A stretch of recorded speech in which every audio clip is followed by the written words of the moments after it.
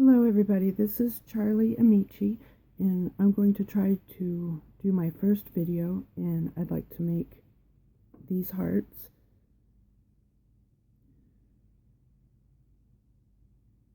And the first thing I want to do is go over the things you will need. The first is the clay. You'll need peacock pearl,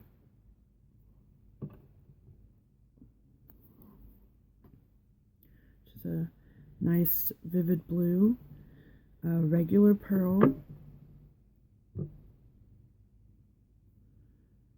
some type of translucent. There's different types of translucent, just different brands. You can just use whatever you'd like to use. I'm not going to state a certain brand for this. You'll need gold. I used a bright gold for this. White, of course. And then some type of scrap clay. My scrap, I basically just took some of the pieces from earlier hearts and blended it together. This is going to be the back, so it really doesn't matter, what it looks like. You can make it, swirly and pretty, or it could just be a plain color as well. The next items, iridescent flakes. If you have never shopped at Arnold Grummer's, I would highly recommend it. These flakes are just fabulous, and some people like to cut them down to make them smaller, but they're just beautiful. They can be used in paper making as well. Some super fine glitter. Just have some white. You can also, you can use colored glitter. For this project, I'd probably stick with either white, gold, or some type of teal. Let's see, mica lights. This is also an Arnold Grummer product, and it is these beautiful mica flakes. Many of you have already used mica powders, and this is just the flake form. If you don't have the flakes, you can always use just the mica powder. Let me see. I also did not add it to this list, but you can use, oh, well, I did. It's opal lights. And this is also Arnold Grummer. And these are in this beautiful glittery string-like pieces.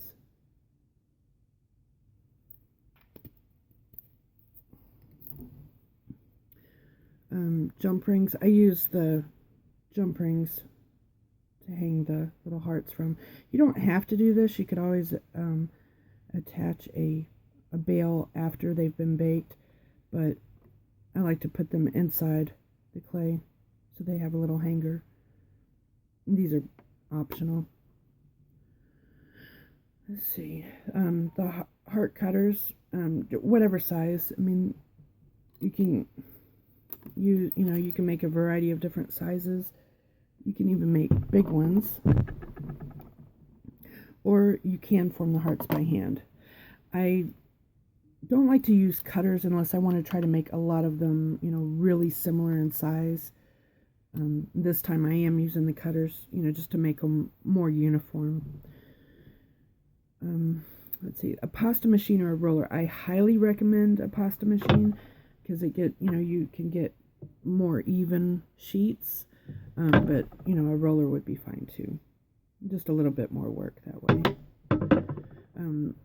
To get the shine, the sheen on it, you can use gloss, but to get the really pretty, almost glass-like effect, I highly recommend the wet dry sandpaper. Let me see. And wet dry sandpaper comes in a variety of grits. Like this one is 400. I believe it has to do with how rough it is, how many grits per inch, or however they do that. But I do You know, I start at about 220, 400, 600, but anyways, I go all the way up.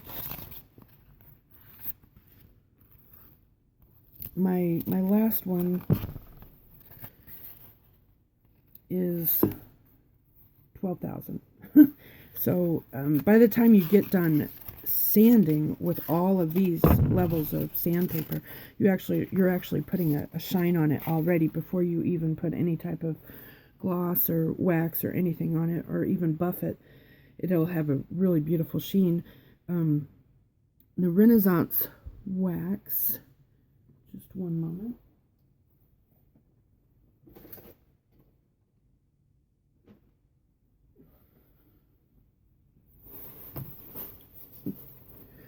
Excuse me, I had to find it. This is Renaissance wax. And you just put a very small amount on the clay when it's done, and then you can buff it out. The stuff works amazing. And, you know, sometimes glazes can get really gloppy and ugly. So I like the wax much better. Blue jeans or a Dremel with a buffing wheel. For the blue jeans, basically, all I do is I have this piece of blue jean that I cut off from my husband's jeans. Yeah, he knows. Anyways, or you can just use the pair you're wearing. To get a really, really nice sheen, I would use the Dremel with the buffing wheel. It just does a much better job. After you bake it, you're going to need a glass or a bowl of ice water. This helps the translucent get a little bit more translucent. That's the biggest trick to this whole project, is getting the translucent sheet thin enough, and then buffing it afterwards so that you can actually, you know, see through it to the other layers. And it takes a little bit of practice. Other things, you'll need a baking tray with either aluminum foil or parchment paper to line it. Some people even bake the items in like a bowl with, you know, baking powder or something like that in it, baking soda. You could bake it however you want, but you'd like to have these lie flat. So I just do it on aluminum foil on a baking tray. Another item that you can use that's kind of you don't have to use it, but alcohol inks. The color I'm using is Mermaid, and it just gives a really beautiful color to the translucent clay. You can also color the translucent clay with small bits of, you know, a regular clay, you know, like say this, you know, the peacock pearl. You could just put, you know, a tiny bit of it in, and it will tint the translucent clay. But the alcohol ink just gives it almost a glass-like appearance. And how I do that is on the translucent clay, just roll out a sheet and then just put, you know, the alcohol ink on it as much or as little as you want, and then just let it dry. You can see this is dry. And then basically you combine this and mix it.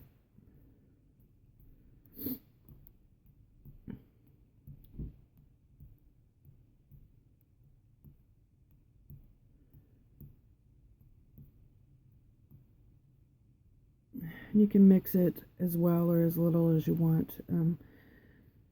You can see this side, there's a little bit of the white. I actually like the look of it, you know, being a little less even, you know, colored. Makes it look a little bit more natural, I think. And then you'll also need some gold leaf. It comes in packets, you know, similar to this, and the leaf is in between these very thin sheets of paper. This is not real gold leaf. You can use real gold leaf, but it's polymer clay, so I'm just using, you know, the regular faux gold leaf and a cutting blade.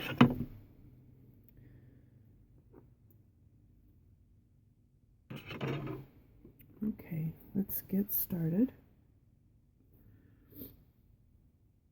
Okay, for this heart, I've used two techniques, a combination of different things to try to get this type of effect. The first is Mokumi Gane, which is actually a metal technique, but they imitate it quite beautifully in polymer clay. And to get started on that, we need to make a stack of clay. And what you do is you start with, this could be done in any order you like. There is no specific rhyme or reason to this.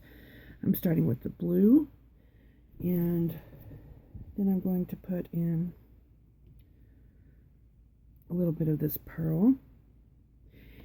The outside edges, this is fine. You don't have to worry about it being nice and even and square, because that's part of the beauty of Mokumi Gane. Gives it a little bit more interest. The next thing I'm going to do is I'm going to add some of the translucent with a little bit of leaf attached to it. I'm going to kind of break this down. And to attach the gold leaf, I'm just going to place it on the gold leaf. So it's sticky enough, it'll pick it up. You just tap it away.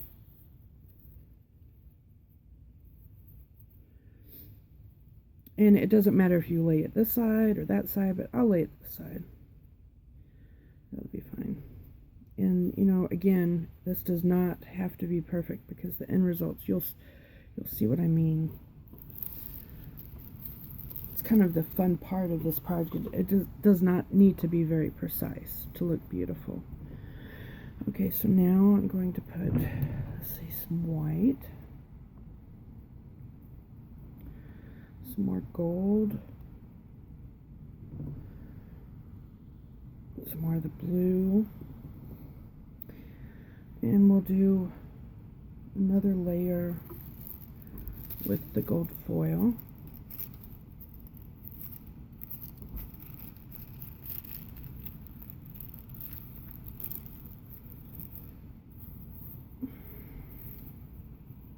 This time I think I'll do it that way. And then finally, I think I'll just top it off with some of the pearl.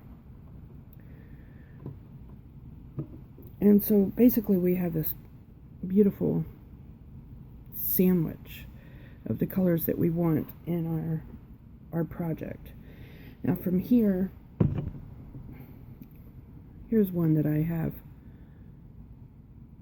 already cut. You know, the layers are a little bit different. But from here, what we're going to do is roll this out a little bit with the roller.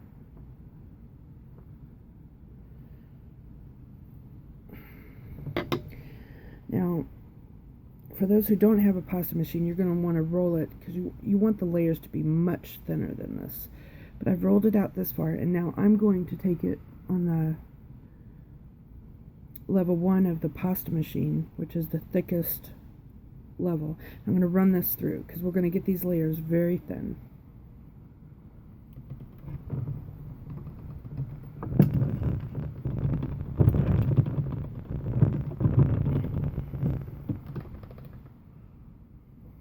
Okay. And see, it's a little bit ragged and uneven, and it looks kind of like a mess, but this is going to be absolutely perfect. So what I'm going to do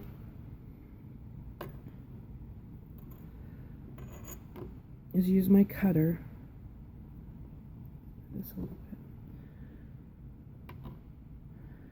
I'm going to kind of stack some pieces up. And don't worry about, you know, if it looks a mess like that, that's fine. Let's see.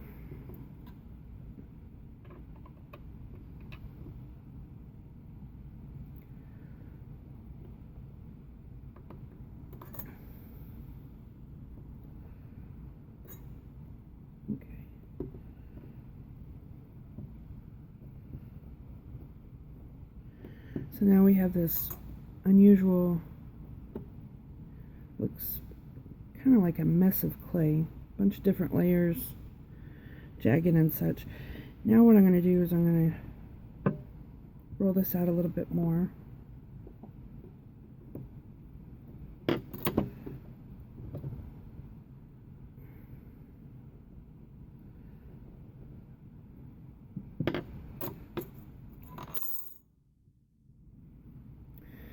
The next part is manipulating this clay. What we're going to do is we're going to use several different tools. I also forgot to put this in the instructions, but basically, just use, it could be at the end of a paintbrush like this one. It could be, a crochet hook. We've got dental tools, and what we're going to do is we're going to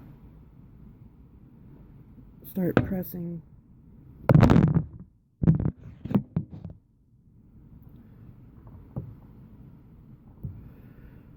random assortment of shapes into the clay. It's just going to manipulate these layers to give it a very interesting organic look.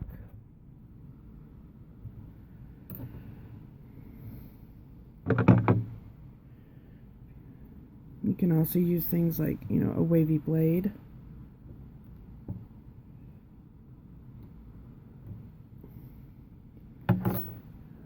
You can actually use a cutter.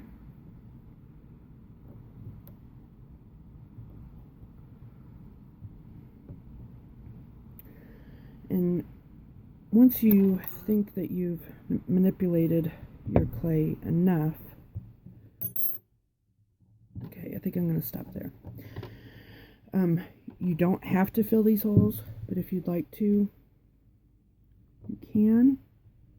And the way you do that, I'm just going to get a little bit of white clay and roll it.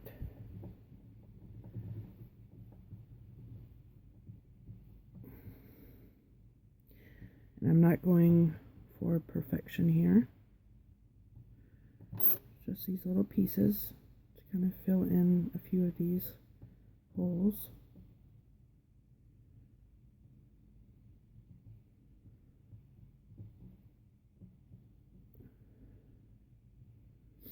Just randomly.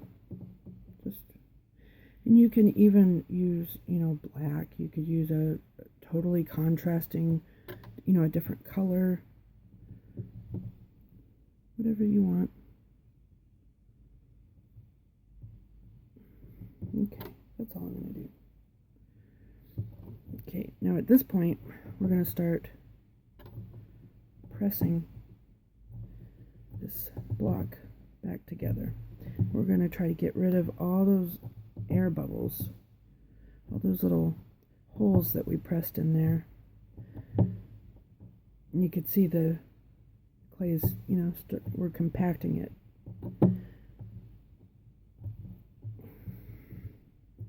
And sometimes it helps. You can use a roller.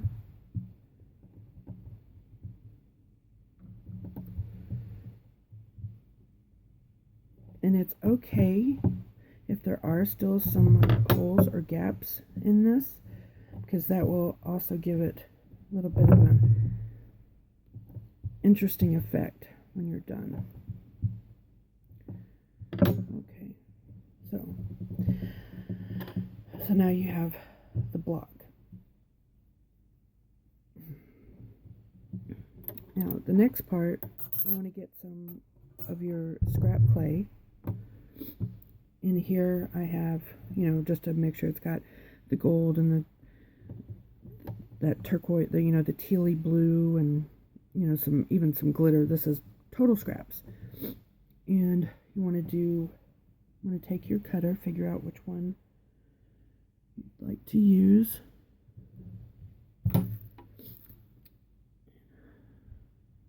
Trying to find my bigger one.